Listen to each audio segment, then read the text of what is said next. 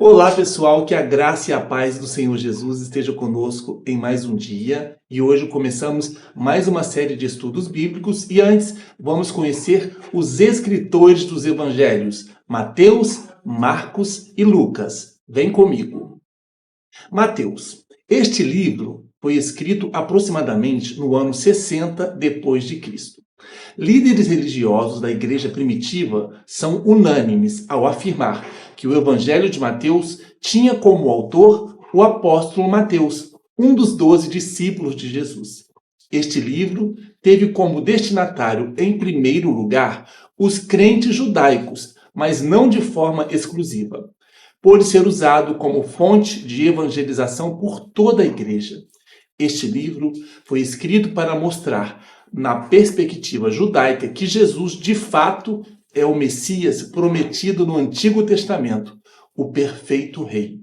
Mateus foi um cobrador de impostos que decide deixar o emprego após o chamado de Jesus para se tornar seu discípulo, seguindo ao Senhor e aos seus ensinamentos. Assim, Mateus começa o seu livro no capítulo 1, versículo 1. O livro da geração de Jesus Cristo, filho de Davi, filho de Abraão.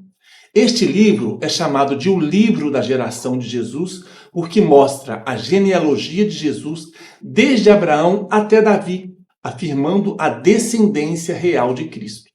Mateus escreve seu evangelho para preservar um testemunho escrito de testemunhas oculares acerca do ministério de Jesus. Em Mateus, vemos Jesus como o Messias, o rei aguardado há muito tempo pelo povo de Deus. O livro de Mateus faz uma ponte de ligação, um elo entre o Antigo Testamento e o Novo Testamento. E em muitas vezes ele usa a expressão "e cumpriu-se", e para que se cumprisse o que fora dito, para afirmar que em Jesus as profecias do Antigo Testamento foram cumpridas. Ele escreve sobre a vida de Jesus, seu ministério e também seu plano futuro em relação à igreja e a seu reino. No livro de Mateus, em 28 capítulos, estudamos sobre o nascimento de Jesus, vida e morte, seu ministério, milagres, ensinamentos. Jesus é o Messias e precisamos voltar nossas vidas a ele. E agora vamos entender sobre o escritor Marcos. Em 16 capítulos no livro de Marcos, não é apresentada a genealogia de Jesus. É um livro bem objetivo, bem conciso, e é o segundo livro do Novo Testamento. E o Senhor Jesus é apresentado como o servo perfeito. Marcos se esforça em apresentar Jesus como Messias, não somente aos judeus, mas também aos gentios. Jesus é apresentado em plena atividade, curando, expulsando demônios, realizando milagres, indo de lugar em lugar para ensinar. E tudo acontece imediatamente. Termina um evento e começa outro. Princípio do Evangelho de Jesus Cristo, Filho de Deus. Observemos aqui, Marcos já apresenta Jesus como o Filho de Deus. Não se preocupe em apresentar nem a genealogia materna, nem a paterna material. Ele vai direto ao evangelismo. Quem foi Marcos? João Marcos vivia com sua mãe Maria em Jerusalém e sua casa era utilizada como lugar de reunião para os primeiros cristãos. Ele pertenceu à primeira geração de cristãos. Em Atos 12, versículo 11 a 12, vemos a referência sobre Pedro, após ter sido livre da prisão. E Pedro, tornando a si, disse: "Agora sei verdadeiramente que o Senhor enviou o seu anjo e me livrou da mão de Herodes e de tudo o que o povo dos judeus esperava." E, considerando ele nisto, foi à casa de Maria, mãe de João, que tinha por sobrenome Marcos, onde muitos estavam reunidos e oravam. Marcos fez viagens missionárias importantes para outros lugares com Paulo e Barnabé. Apesar de não ser um dos 12 apóstolos, esteve presente em acontecimentos importantes. João Marcos colaborou no ministério de 3 apóstolos, Paulo, Barnabé e Pedro. Marcos era parente de Barnabé. Vemos isso na carta que Paulo, estando preso por causa do Evangelho, escreveu aos Colossenses 4, versículo 10.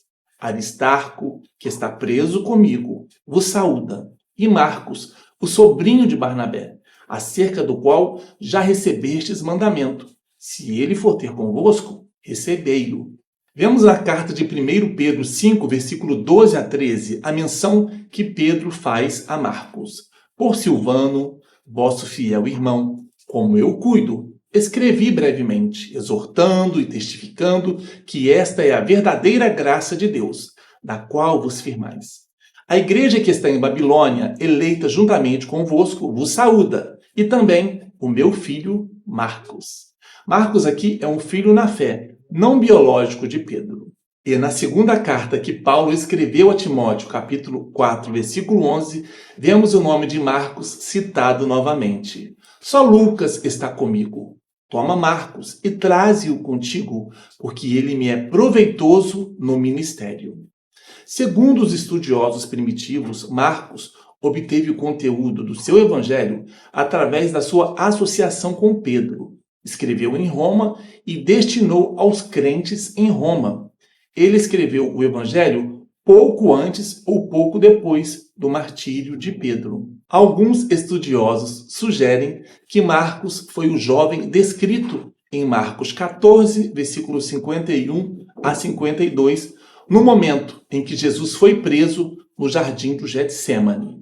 Então, todos o abandonaram e fugiram. Um jovem, vestido apenas um lençol de linho, estava seguindo a Jesus. Quando tentaram prendê-lo, ele fugiu nu, deixando o lençol para trás. É possível que o Evangelho de Marcos tenha sido escrito aproximadamente em 50 ou 60 depois de Cristo, e pode ter sido o primeiro evangelho escrito, antes mesmo de Mateus. O objetivo ao escrever o livro foi para fortalecer a fé dos cristãos em Roma, a fim de que permanecessem na fé, independente da perseguição contra o cristianismo, mesmo que sofressem. Jesus foi apresentado em sua vida, sofrimento, morte e ressurreição. Marcos reforça a ideia de que Jesus é o Salvador, mostrando às pessoas sua compaixão e a importância de crer nele. Jesus é apresentado como o perfeito servo de Deus em seu amor, compaixão e sacrifício para que fôssemos salvos. Agora vamos conhecer sobre o escritor Lucas. Provavelmente o Evangelho de Lucas foi escrito entre 70 a 80 depois de Cristo. Lucas escreveu o Evangelho de Lucas e também Atos dos Apóstolos. Para isso, realizou várias pesquisas. Realizou viagens para entrevistar as testemunhas oculares. O Evangelho de Lucas é a primeira parte da narrativa e continua a segunda narrativa em Atos. O destinatário foi Teófilo e não sabemos exatamente quem foi. Ele pode ter sido um cristão novo, recém-instruído na fé cristã, e este título excelentíssimo indica que Teófilo era, no mínimo, uma pessoa de alta posição social e financeira, ou um oficial com alto poder governamental. Muitos dos relatos de Lucas é exclusivo. Ele fala sobre o nascimento de Jesus e João Batista, infância e juventude, antes mesmo do ministério público, a ascensão de Jesus aos céus. Muitos já se dedicaram a elaborar um relato dos fatos que se cumpriram entre nós, conforme nos foram transmitidos por aqueles que desde o início foram testemunhas oculares e servos da palavra. Eu mesmo investiguei tudo cuidadosamente, desde o começo, e decidi escrever-te um relato ordenado, ó excelentíssimo Teófilo, para que tenhas a certeza das coisas que te foram ensinadas.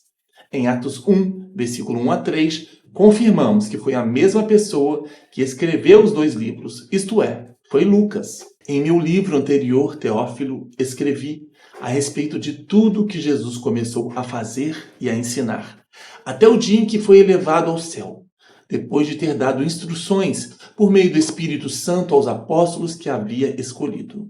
Depois do seu sofrimento, Jesus apresentou-se a eles e deu-lhes muitas provas indiscutíveis de que estava vivo. Apareceu-lhes por um período de 40 dias, falando-lhes acerca do reino de Deus. Lucas inclui a si mesmo em algumas passagens do livro de Atos. Atos 16, versículo 10. Depois que Paulo teve essa visão, preparamo-nos imediatamente para partir para a Macedônia, concluindo que Deus nos tinha chamado para lhes pregar o Evangelho. Em Atos 20, esses homens foram adiante e nos esperavam em Trode. Navegamos de Filipos após a festa dos pães sem fermento, e 5 dias depois nos reunimos com os outros em Trode, onde ficamos 7 dias.